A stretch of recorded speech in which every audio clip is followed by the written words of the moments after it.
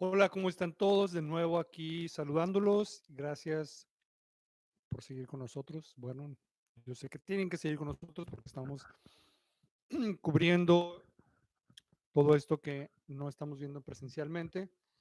Y en la clase pasada estuvimos hablando sobre el ensayo literario y las partes del ensayo, y sobre todo vimos de qué se trataba un ensayo y Am, vimos un poquito sobre el ensayo literario exactamente, o sea, cuál es la diferencia entre lo que es un ensayo general y el literario. Vamos a continuar con esto un poco. Para esto vamos a la página 270 del libro. Am, y después de lo que habíamos leído, perdón, vamos a ver este detalle que dice digresiones. Ajá. Nos dice, conforme al diccionario de retórica y poética de la célebre académica Elena Beristain, la digresión es una interrupción del hilo temático del discurso antes de haber completado una de sus partes, dándole un desarrollo inesperado con el objeto de narrar una anécdota, describir paisaje, un objeto, una situación, presentar una comparación, un personaje, un ejemplo, etcétera. En forma extensa antes de regresar al tema que se venía desarrollando. Sin embargo, digresiones constantes, poco pertinentes o muy extensas generan un efecto de incoherencia en cualquier texto, tipo de texto. ¿Qué quiere decir esto? Que de pronto algo que hacen los autores es, están explicando un tema y a propósito de algún comentario empiezan a narrar alguna cosa, a describir algo, a observar algún detalle, y eso puede enriquecer de una manera interesante el texto literario, el ensayo literario, pero de pronto, si es excesivo esto, puede hacerlo confuso, entonces hay que tener cuidado con eso. Sin embargo, lo interesante es que este detalle de lo que llaman digresión es una de las características principales de los ensayos literarios, porque de alguna manera es la parte que le da creatividad o el aspecto artístico. Y esa es la gran diferencia. Fíjense nada más. Por otro lado, tenemos la temática libre. Y eso es algo de lo más curioso de los ensayos literarios. ¿Cuál es la temática? Igual que la temática de la literatura en general, puede ser cualquier cosa. Podemos hablar de lo que se nos pegue la gana. Eso es lo más interesante, fíjense. No existe una temática específica para que un ensayo pueda considerarse literario.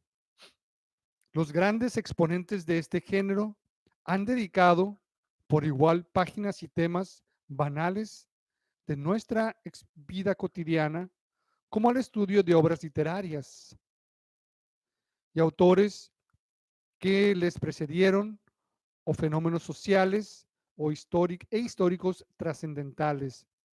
Lo que vuelve literario, lo que lo vuelve literario,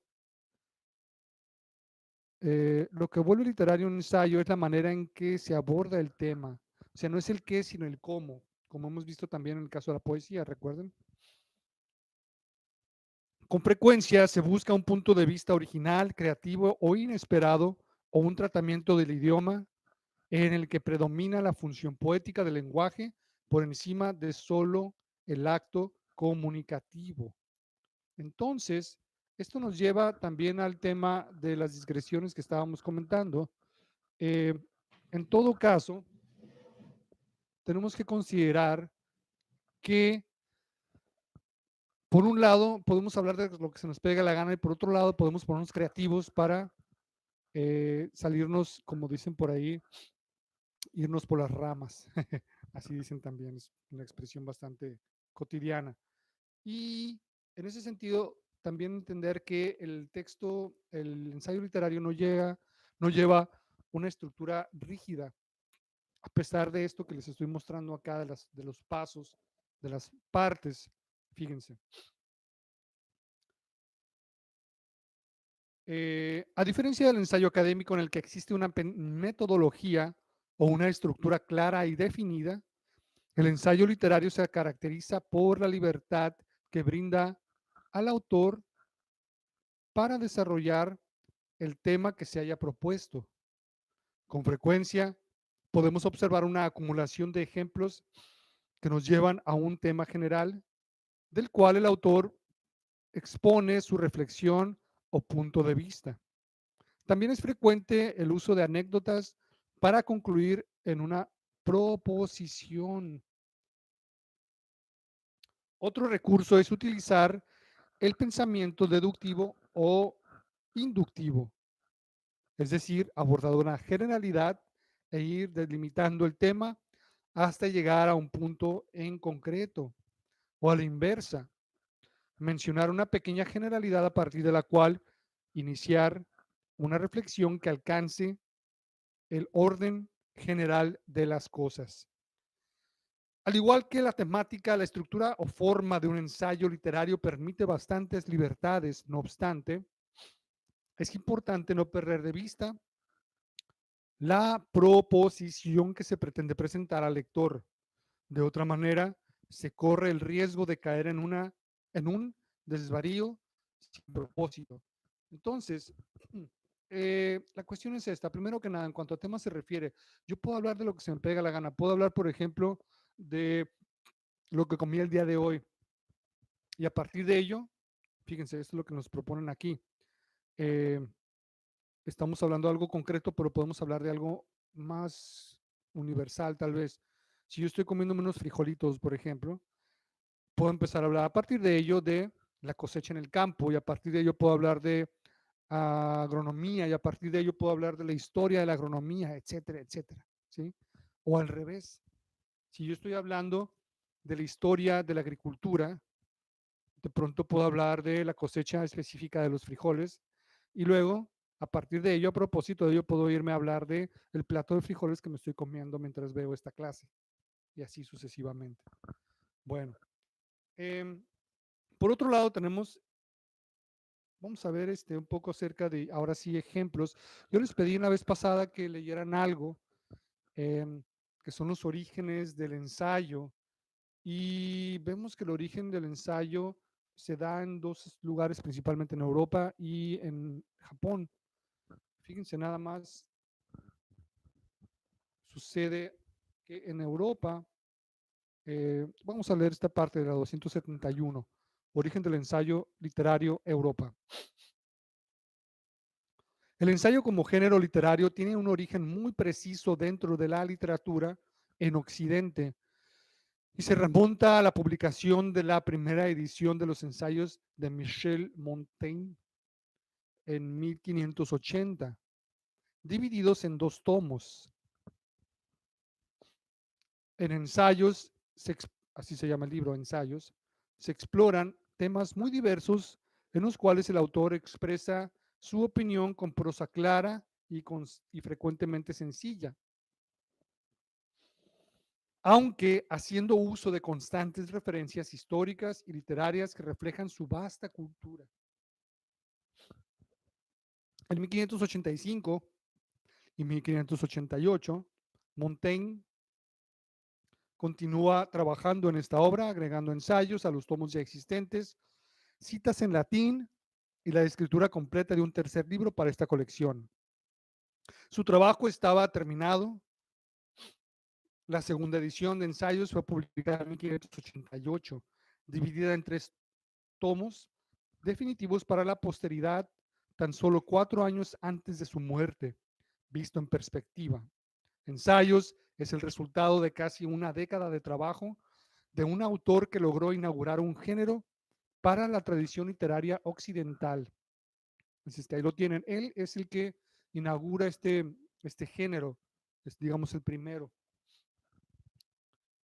El carácter de este compendio de disertaciones acerca de temas tan disímiles como la ociosidad, fíjense los temas, el miedo, la codicia, el canibalismo, la grandeza romana o los dedos pulgares, inaugura un tipo de escritura en el que La subjetividad del autor es fundamental como en el resto de los subgéneros literarios. En el comentario previo que dirige Montaigne a sus lectores, Montaigne, perdón, podemos observar que comprendió este género como una conversación o autorretrato en el que expresó intereses, dudas y opiniones personales. Y viene aquí la cita de esto que decimos, fíjense cómo lo describe él mismo.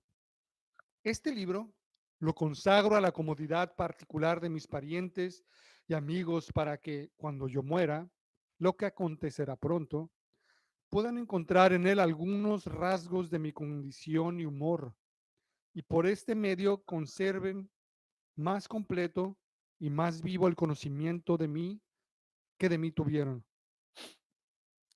Si mi objetivo hubiera sido buscar el favor del mundo, habría echado mano de adornos prestados, pero no. Quiero solo mostrarme en mi manera de ser sencilla, natural y ordinaria, sin estudio ni artificio, porque soy yo mismo a quien pinto. Entonces, aquí el propósito de Montaigne era, pues, que vieran cómo piensa él, cómo se ve a sí mismo, cómo ve el mundo finalmente. Dice, tan solo unos años después, Francis Bacon dio continuidad a esta novedosa forma de escritura, publicando sus propios ensayos en 1597. Siguiendo la fórmula de Montaigne, en adelante, el ensayo se consolidaría como un género literario que a lo largo de los siglos ha proporcionado numerosas obras escritas por autores de las más variadas nacionalidades. Y bien, ahí tenemos para empezar los dos primeros autores que manejaron este género literario que es el ensayo, que son Montaigne y Francis Bacon, también conocido como ambos son muy conocidos como grandes pensadores, si no es que filósofos. Y bueno, tenemos primero que nada lo que sucede en Japón, que les decía, fíjense. En la literatura japonesa existe un precedente aún más remoto para el género ensayístico. Y este es muy curioso, presten atención sobre todo a las chicas. En este fuerte, aunque por muchos siglos aislada, tradición literaria surgió en el siglo XI el shuitsu, género literario al que, por sus características y obras que se preservan hasta la actualidad, se le considera como equivalente del ensayo occidental que aparecería siglos después. Entre las obras más relevantes se encuentran el Makura no Soshi, traducido como el libro de la almohada, escrita por Sei Shanagon, el cual consta de 301 anotaciones o ensayos divididos en 3 categorías. La autora de este libro se desempeñó durante una década aproximadamente como Nyobo o dama de honor en la consorte mayor del emperador Ishijo.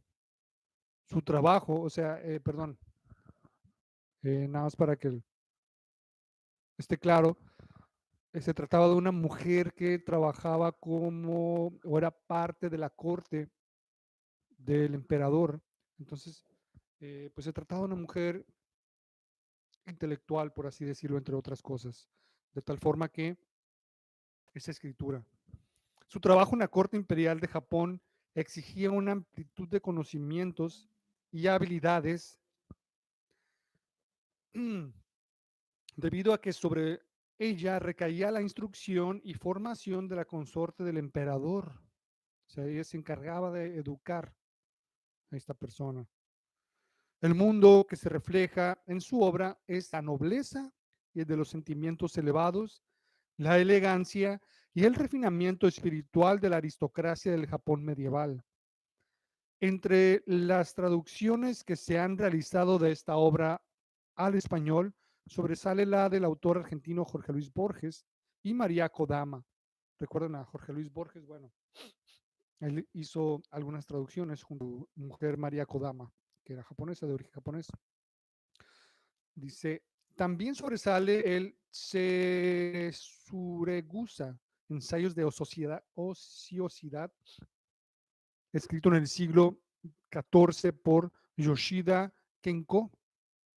No obstante, debido al aislamiento de Japón respecto a la cultura occidental, no es sino hasta el siglo XIX artistas e intelectuales del resto del mundo logran acceder a su riqueza y tomarlo como tema de reflexión e inspiración. Tal es el caso de los mexicanos Juan Tablada, quien introdujo el haiku, o sea, japonesa. Y bueno, en ellos interactuamos con personas de distinto género. ¿Observas cómo se comportan las personas a tu alrededor?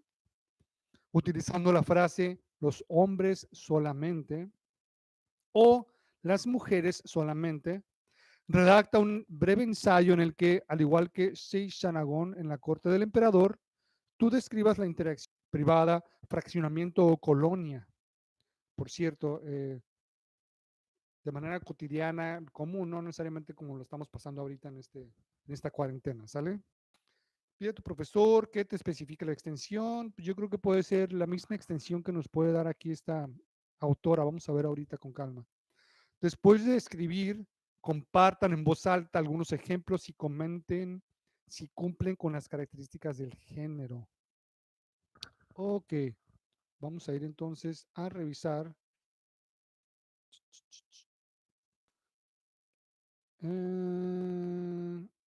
Aquí va. Bueno, antes que nada, vamos a leer en la página 276. eh, este, Estos son pequeños textos. De hecho, se van a dar cuenta que ya se dieron cuenta que se trata de ensayos muy, muy pequeños. Tal vez ustedes tenían una idea de un ensayo como un texto de páginas y páginas, pero no siempre es así. Lo que importa de un texto literario y de cualquier género casi prácticamente no es la duración precisamente, sino la forma y la estructura que tiene. Vamos a leer este primero, que es el de Sei Shanagon, el libro de la almohada, Makura no Soshi. ¿Qué cosa espléndida? Mesurashi to iu beki koto ni wa aranedo. Ese es el título original. ¿Qué cosa espléndida son qué cosa espléndida con las cartas? No obstante, ser cuestión común. Cuando alguien se halla en una provincia distante y una está preocupada por él, y de repente una carta suya llega, se siente como si no lo conecté bien, no sé por qué. Permítame.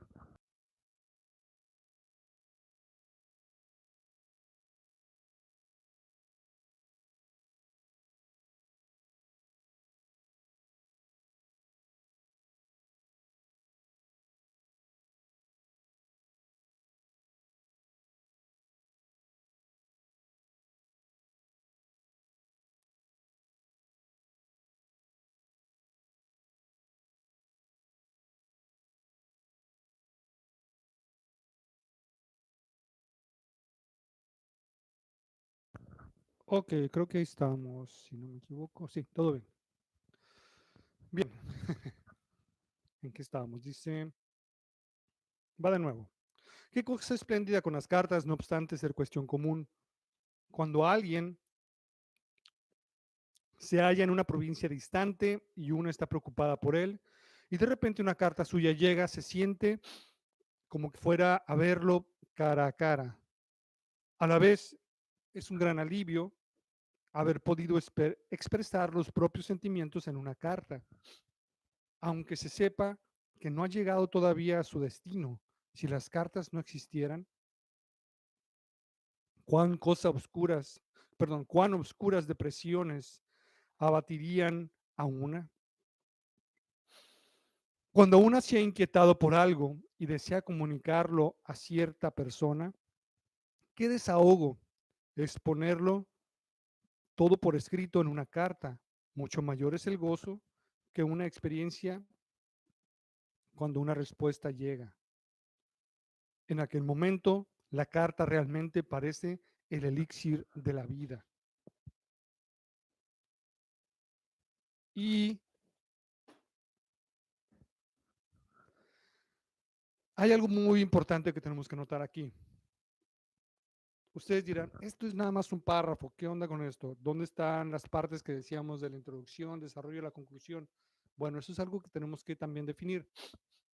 Recuerden que la introducción corresponde a, lo tenemos aquí atrásito, si volvemos, fíjense nada más. La introducción dice, el autor explica al lector el tema o problema que se aborda, los antecedentes conocidos, la postura personal. Así es que, ¿cuál es el tema aquí? ¿Hasta dónde? Es lo que tenemos que preguntarnos. ¿Hasta dónde el principio del texto nos habla de esto? Fíjense nada más. ¿Qué cosa espléndida son las cartas? Por cierto, son las cartas, es un error. No obstante ser cuestión común. Cuando alguien se halla en una provincia distante y una se está preocupada por él, etcétera, etcétera. Si se fijan, en realidad prácticamente podremos pensar que la primera línea es la introducción, así como va. Nos está diciendo, voy a hablar de las cartas porque son algo muy interesante. Esa es su introducción. Y luego tenemos el desarrollo. Sabemos que el desarrollo dice, se plantean las ideas, los argumentos. ¿Cuáles serían los argumentos en este caso? Los argumentos que sostienen lo que dijo. ¿Qué es lo que dijo en la introducción? Que las cartas son algo muy, algo espléndido. Entonces, en este caso, ¿cómo nos está diciendo que son algo espléndido? No nos lo está diciendo, nos lo está demostrando a través de ejemplificaciones de situaciones. Específicamente, dice, cuando alguien se halla en una provincia, llega la carta y todo esto, esas son las argumentaciones de que las cartas son algo espléndido, como dijo en la introducción. Esa es la idea aquí. Ahora, por último, ¿en qué consiste la conclusión? Dice, presenta una reflexión final que recapitula los puntos más relevantes que se comentaron.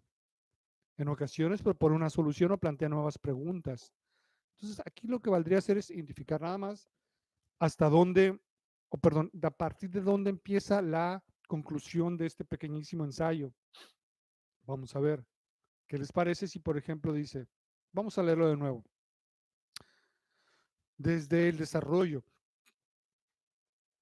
Cuando alguien se halla en una provincia distante y una está preocupada por él y de repente una carta suya llega, se siente como que fuera a verlo cara a cara.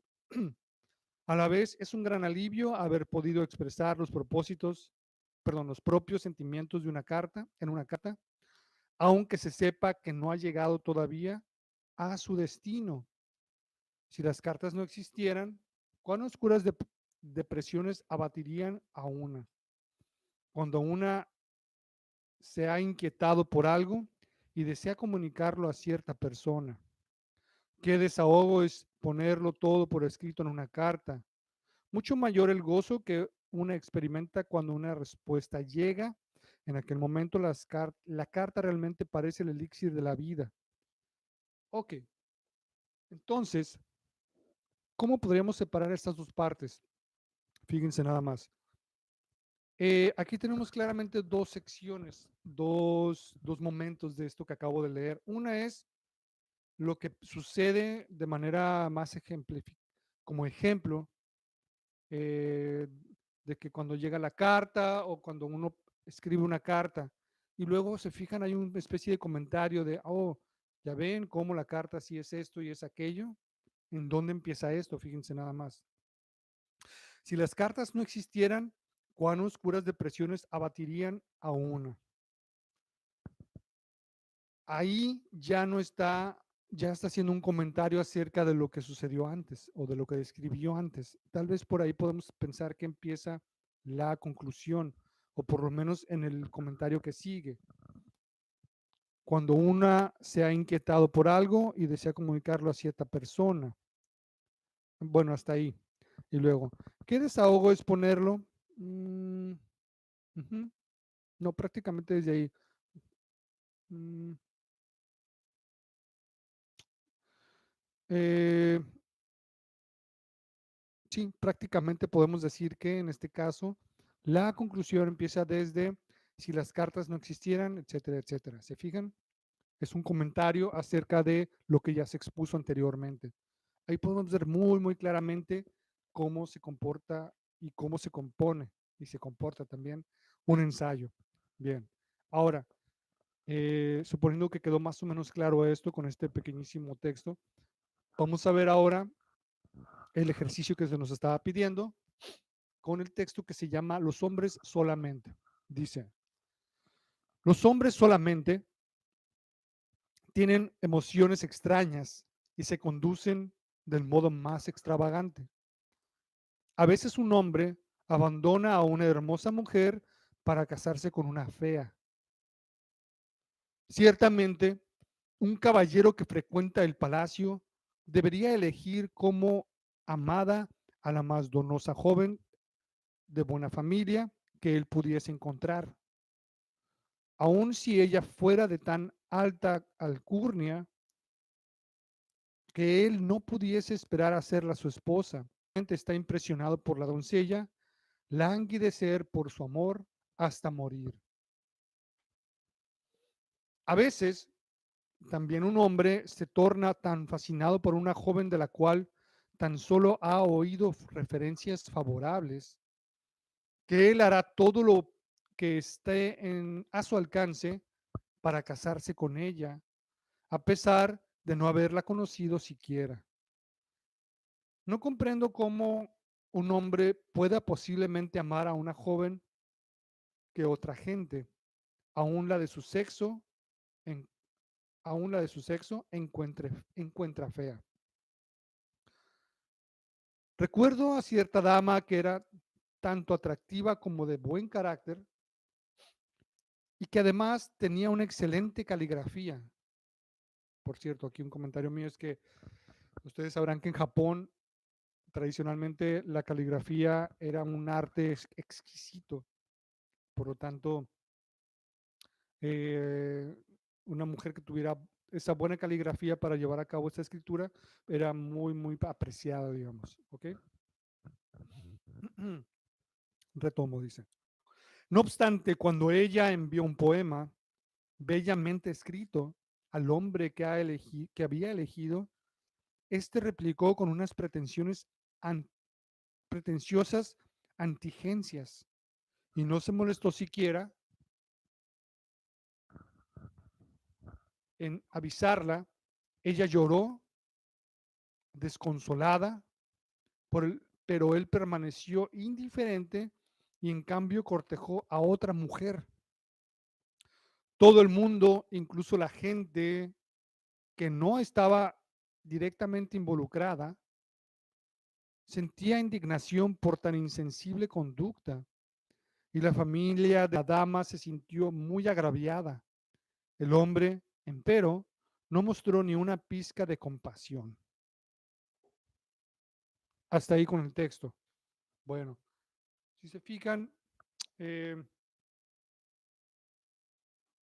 algo curioso que sucede en este ensayo es que la parte final es un comentario acerca de una historia en particular. Entonces, aquí lo que nos tendremos que preguntar es, ¿funciona como una conclusión o no funciona como tal? Y lo que tenemos que preguntarnos entonces es que si ese comentario final resume todo lo demás que había comentado en el desarrollo. Pero para eso vamos a ver cuáles son las partes de este texto específico que acabamos de leer. La introducción, ¿hasta dónde podemos pensar que llega? Obviamente empieza al principio y donde nos está diciendo de qué va a hablar y cuál es su postura. De los hombres solamente tienen emociones extrañas, etcétera, etcétera. Uh-huh. Y en qué momento, fíjense nada más, esta es la cuestión, ¿en qué momento empieza a dar ejemplos para argumentar lo que había dicho? Por ejemplo, dice aquí, eh, a veces también un hombre se torna tan fascinado por una mujer de la cual, etcétera, etcétera. Y lo dicen, no comprendo como un hombre, etcétera. Recuerdo, perdón, prácticamente podemos pensar que desde aquí donde dice a veces también un hombre se torna tan fascinado, etcétera, etcétera. Todo eso empieza, desde ahí empieza todo lo que es el desarrollo. ¿Y cuál podría ser la conclusión? Mm, Bueno, tenemos al final la historia esta prácticamente, ¿sí? Y tal vez la conclusión es algo muy, muy corto aquí al final. Mm, que de alguna manera sería la misma conclusión del pequeño ejemplo que nos da de la chica esta de la caligrafía, ¿sí? Entonces, aquí en este caso está poco definido. Recuerden que estos ensayos pues son de los primeros que se hicieron, no tenían una estructura tan rígida. Y eso es algo que nos estaba comentando acá, que se estaba comentando en la lectura que hicimos anteriormente, de que no tienen esa estructura rígida y que de alguna manera la conclusión en este caso puede estar como parte del desarrollo, el final del desarrollo, ¿sí? Entonces hay que entender esto. Bien. am, Finalmente, les voy a pedir entonces que hagan este ejercicio. Recuerden el ejercicio, hay que, tomando en cuenta este y tal vez el texto, el primero que leímos ahorita, que hagan ustedes un ensayo propio, un ensayito que puede ser de un parrafito, 2 parrafitos, 3 parrafitos, una cosa así, para que no se les dificulte. Y la temática es solo los hombres o solo las mujeres, recordando que tomen en cuenta su entorno de su vida cotidiana, su escuela, su salón, su casa, su barrio, su colonia, qué sé yo. Y eh, esto lo van a preparar, ya después lo revisaremos con calma. Por ahora solamente les pido que lo hagan y lo tengan ahí a la mano. Esto va a ser todo por hoy. Les voy a estar dando las 3 clases semanales por este medio. Ahorita estamos concluyendo la segunda clase, faltaría una que estaremos revisando en los próximos días. Así es que es todo por hoy. Lean con calma, escriban hagan el ejercicio, escriban eso y nos vemos la próxima clase. Cuídense, hasta luego.